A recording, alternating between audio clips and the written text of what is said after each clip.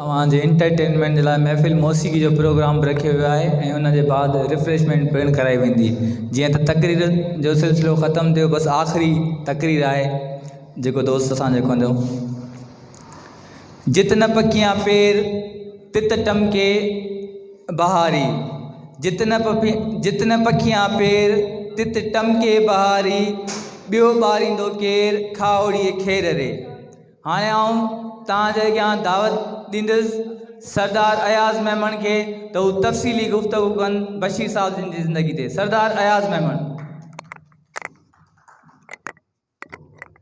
के माण्हू तारीख़ थियनि था, हिन धरतीअ जे सीने ते का गहरी चीख थियनि था, जा दुनिया खे तड़पाए थी, जा क़ौमुनि खे जाॻाए थी। बशीर मेमन नाव आहे मोहब्बत जो, बशीर मेमन नाव आहे उख़ुवत जो, बशीर मेमन नाव आहे हवाउनि जो, बशीर मेमन नाव आहे सितारनि जो, बशीर मेमन नाव आहे आगोश जो, बशीर मेमन नाव आहे तसव्वुफ़ जो, बशीर मेमन नाव आहे आदर्श जो, बशीर मेमन नाव आहे हिम्मत बहादुरी दिलेरीअ जो। हिकु अहिड़ो माण्हू जंहिं सॼी उमिरि सुखन सां, सचाईअ सां, उख़ुवत सां, भाईचारे सां माण्हुनि जी इज़त, माण्हुनि में शऊर, माण्हुनि में हिम्मत, माण्हुनि में जोश पैदा करण लाइ ऐं पंहिंजी उसूली ज़िंदगी कानून आइन ऐं उन ते अमल, कानून जी हुकुमरानी करणु बशीर मेमन जो फ़लसफ़ो हो। उन करे जिते बि रहियो उते ताग़ूती क़ुवतुनि, जागीरदारनि ऐं भोतारनि जे अख में कंडो रहियो ऐं ग़रीब माण्हुनि खे इज़त ॾेई उन्हनि खे झुकाई उन्हनि जे आॾो। उन करे तव्हां ॾिठो त जॾहिं शेराज़नि ते 103 केस कया विया ऐं हिन खे इन्वेस्टिगेशन ऑफिसर मुक़ररु कयो वियो त हिन ते मुल्क जे सदर फ़ोन करे चयसि त इन्हनि माण्हुनि जे केस खे हीअं हैंडल कर जी, तूं मुल्क जो सदर आहीं, मुंहिंजो कराचीअ में घरु अथई, आउं बि तोखे सुञाणा थो, तूं बि मूंखे सुञाणी थो, इन करे आउं तुंहिंजे ताक़त, तुंहिंजी शहरत यारो कोन झुकंदुसि, मेरिट जेको फ़ैसिलो हूंदो उहो ई कंदुसि।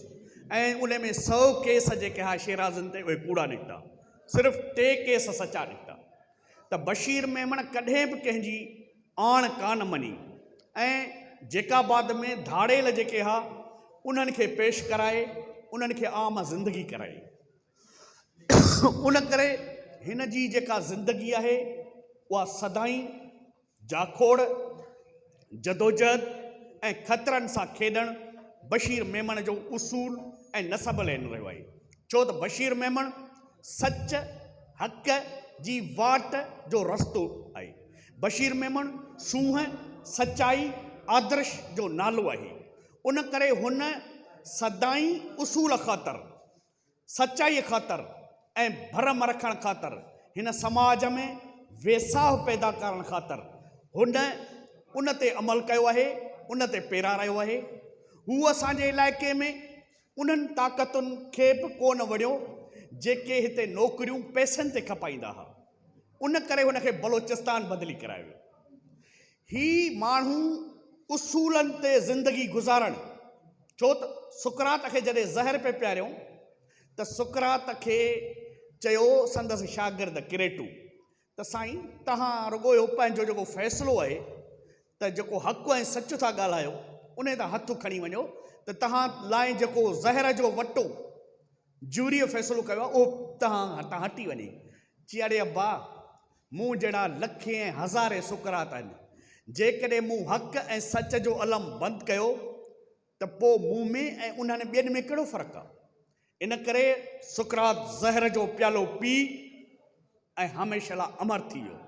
ऐं बशीर मेमन इक़्तिदारी क़ुवतुनि खे, ताग़ूती क़ुवतुनि खे, जिन पावर जे रवश में ऐं पावर जे होश में हिन खे इहो बावर करायो त तूं असांजा ग़लति कम कर, तूं असांजे मुखालफ़नि खे ॿध, त हिन उन्हनि खे चयो त आऊं तव्हां भले मुल्क जा वज़ीर अज़म हुजो, मुल्क जा वज़ीर दाख़िला हुजो, पर आऊं को तव्हांजो ग़लति अमल न कंदुसि। ऐं उहो तव्हां ॾिठो त 17 ॾींहं हुन जे हुया रिटायरमेंट में, त हुन उहा रिटायरमेंट जी जेका दरख़्वास्त हुई उन में हुननि ते चार्ज शीट जारी कई त तहीं करप्ट, तहीं नाहिल, तहीं जेके ॿियनि माण्हुनि खे मूंखे इस्तेमालु करण जी कोशिशि था करियो, उन करे तव्हां गासिबनि ऐं गद्दारनि सां आऊं साथ कोन ईंदुसि।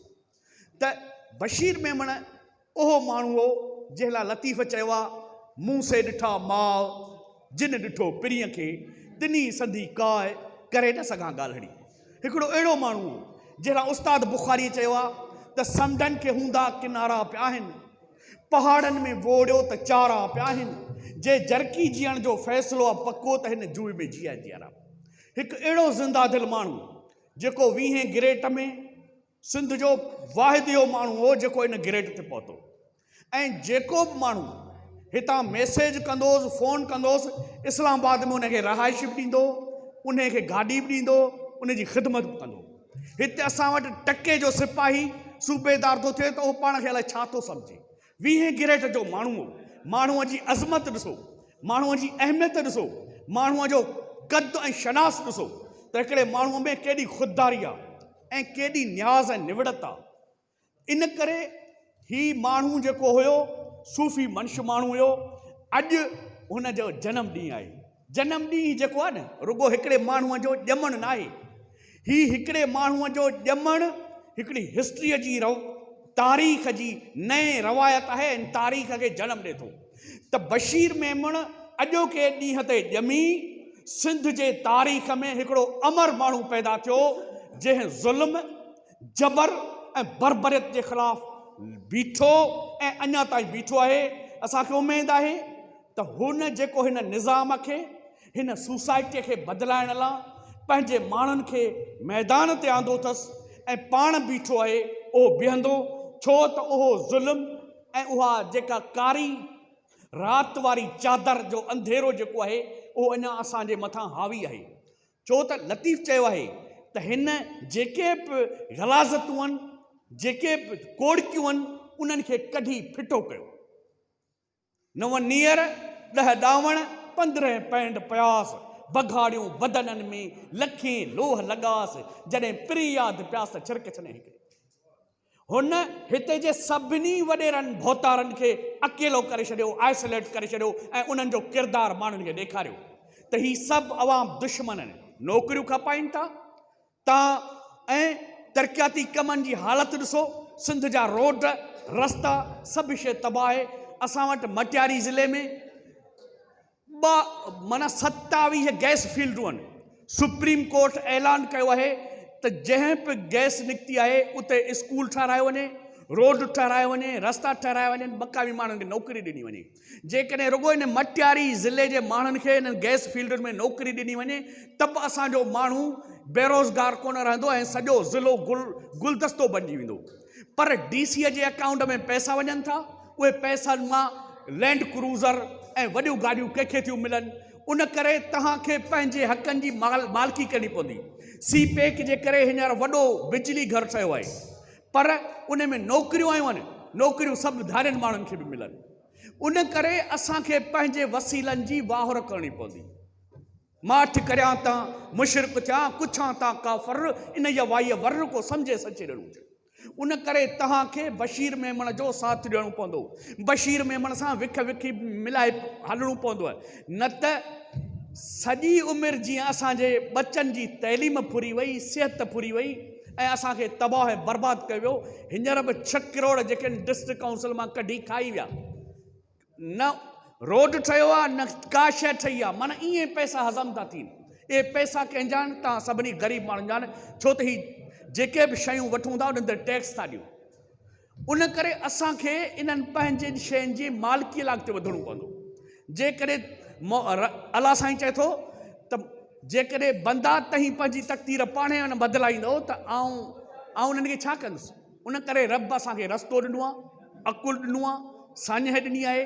उन करे असांखे हेड़नि बहादुर माण्हुनि जो, हेड़नि अड़बंग माण्हुनि जो जेके तव्हांजे हक़ लाइ मैदान ते निकिता आहिनि, त जीअं पंहिंजे माण्हुनि जी मोराल मथे करियूं, हुननि खे इज़त ॾियारियूं ऐं हिते इलाइक़े जे अंदरि जेका हिकहटी आहे, जेको मोनोपाली आहे, उनखे चेंज करियूं।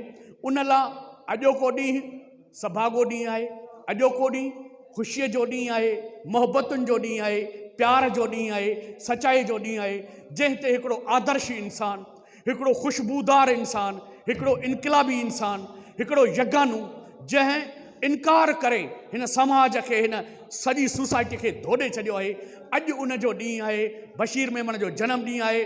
तव्हां सभिनी खे वाधायूं हुजनि, तव्हां सभिनी खे मुबारकूं हुजनि जो हेड़ो हिन कैलिबर जो माण्हू, छो त तारीख़ में माण्हू तमामु देरि सां पैदा थींदा आहिनि।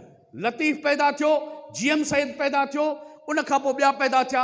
हिते तव्हांजे हिन शहर में बशीर मेमण पैदा थियो आहे। अॼु उन जो जनम ॾींहुं आहे। अॼु असीं उन जो ॾिहाड़ो सेलिब्रेट पिया करियूं। तव्हां सभिनि खे वाधायूं हुजनि ऐं सभई गॾिजी उन माण्हूअ जा हथ, उन माण्हूअ जो साथ ॾियो त जीअं सुभाणे असां पंहिंजे बचनि जो जेको मुस्तक़बिल आहे उहो सिक्योर करे सघूं। बसि आऊं ॻाल्हायो आहे इलाही, वरी रागी बि वेठा आहिनि। आख़िर में रुगो ही शेर चई पंहिंजी जॻह वठनि, चणा की न आहियूं चॿाड़े सघो था, चणा की न आहियूं चॿाड़े सघो था, असीं दोदे ऐं होशियो जा वारस रिढूं की न आहियूं जो वाड़े सघो था। तव्हां सभिनी जी महिरबानी।